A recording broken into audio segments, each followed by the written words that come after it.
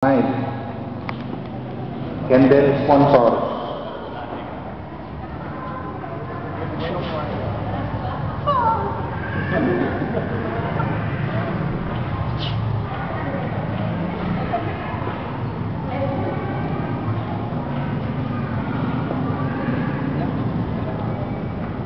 Nona, kapag nabuntis na, sindihan mo yung isa, bayan mo matunaw sa altar niya sa bahay. Kunin mo. Kapag nanganak ka pa, sindihan mo yung isa, bayan mo matunaw sa altar niya sa bahay. Kunin mo. Anong ibig sabihin yun?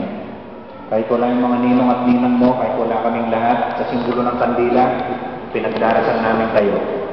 Kaisa ng lahat ng mga anak ninyo, kaisa ng lahat ng pamilya niyo. No? Sa inyong panalangin sa Diyos, para lalong healthy pa ang magiging anak pa ninyo, ang sukling na ibibigay sa inyo ng Panginoon.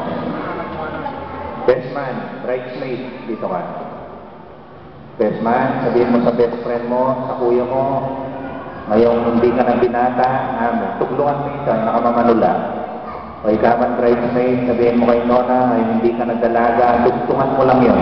Huwag ka namang hula ka. Kuya, sana maging matatag yung pamakyate yung ating Nona sa hirap at ginhawa.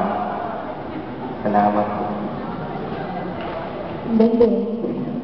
Hindi ka na bata. Sana maging mature ka pa.